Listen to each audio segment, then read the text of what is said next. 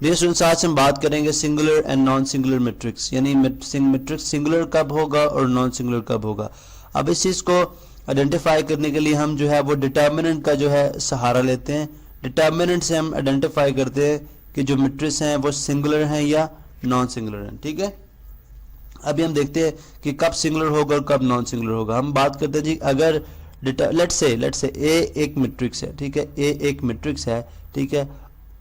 अगर A determinant, ये जो साइन है डिटर्मिनेंट का है, अगर A determinant is equal to 0 होगा, अगर A determinant is equal to 0 तो फिर वो मैट्रिक्स क्या होगा, सिंगुलर, वो मैट्रिक्स होगा सिंगुलर। ठीक है, और दूसरी कंडीशन क्या है, या दूसरा केस क्या है हमारे पास, अगर A determinant is not equal to 0। अब इज नॉट इक्वल टू 0 का मतलब वो नेगेटिव भी हो सकता है, पॉजिटिव भी हो सकता है, 0 नहीं होना चाहिए।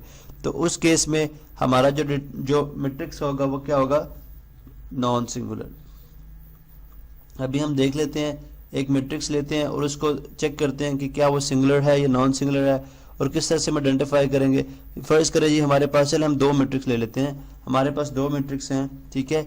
एक मैट्रिक्स है m that is equal to 2 6 2 6 1 3।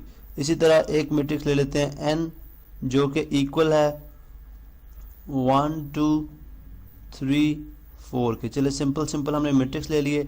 अभी हमें ये मालूम करना है कि क्या ये मैट्रिक्स जो है वो सिंगुलर है या नॉन सिंगुलर है। ठीक है, तो हम थोड़ा सा ड्रैग डाउन करते हैं। चलें, अभी हम देखते हैं जी कि डिटर्मिनेंट के लिए आपको पता है हम सिंबल चेंज करते हैं। ये m डिटर्मिनेंट आ गया, इसी तरह 2 6 1 3, इसी तरह ये डिटर्मिनेंट का साइन आ जाएगा। ठीक है, इसी तरह अगर आप n को देखें, n को भी हमें डिटर्मिनेंट में करना है। मैं यहाँ पे लाइन ड्रॉ कर दूँ, ठीक है, जो कि ये सेपरेट करेगी कि ये दो अलग मैट्रिक्स हैं और इनको अलग अलग सॉल्व किया जा रहा है। ठीक है जी, ये दूसरा मैट्रिक्स है। अब इसका डिटर्मिनेंट हम मालूम करना चाह रहे हैं। ठीक है, अब देखें, जब हम डिटर्मिनेंट लेंगे, ठीक है, डिटर्मिनेंट लेने का वही तरीका है जो हम ऑलरेडी डिस्कस कर चुके हैं। क्या होता है जी कि हम क्रॉस मल्टीप्लाई करते हैं जो प्राइमरी डायगोनल है उसकी एंट्रीज को, ठीक है, 6, और उसके बाद minus sign, then secondary diagonal की एंट्रीज को आपस में मल्टीप्लाई करा जाता है। 1 इंटू 6 6। ठीक है, इसी तरह अगर आप यहाँ पे देखें तो ये डिटर्मिनेंट किसके इक्वल आ जाएगा, लाइन को देख लें, ये डिटर्मिनेंट किसके, n डिटर्मिनेंट किसके इक्वल आ जाएगा, 1 इंटू 4 4 माइनस 3 इंटू 2 6। ठीक है, तो 4 माइनस 6 इज इक्वल टू -2 होता है, which is not equal to 0। ठीक है, लेकिन 6 माइनस 6 इज इक्वल टू 0 होता है, विच इज इक्वल टू 0। ठीक है, इसका मतलब है कि जो मैट्रिक्स m है ये हमारा सिंगुलर मैट्रिक्स है। ठीक है, मैट्रिक्स m जो है हमारा क्या है जी, सिंगुलर, क्योंकि इसका डिटर्मिनेंट जो है वो 0 के इक्वल आ गया। ठीक है, इसी तरह जो मैट्रिक्स n है हमारा, चूंकि इसका डिटर्मिनेंट 0 के इक्वल नहीं आया तो ये क्या हो जाएगा, नॉन सिंगुलर। ठीक है, नॉन सिंगुलर। अच्छा, अब आप सिंगुलरिटी या नॉन सिंगुलरिटी हम जो है हमें रिक्वायर्ड होती है जब हम किसी दो साइमल्टेनियस इक्वेशंस का सॉल्यूशन सेट मालूम करते हैं।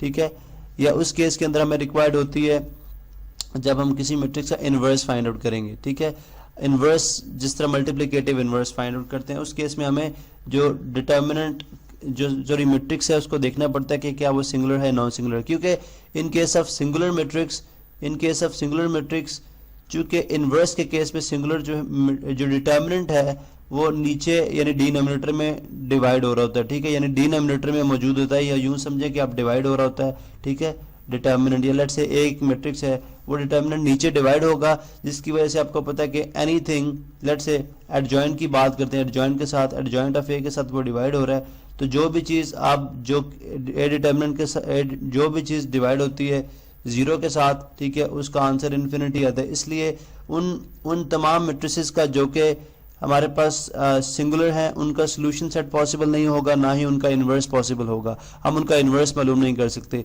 सिर्फ जो नॉन सिंगुलर मैट्रिक्स होंगे उनका इन्वर्स पॉसिबल होगा और उनका फिर हम सॉल्यूशन सेट फाइंड आउट कर सकेंगे।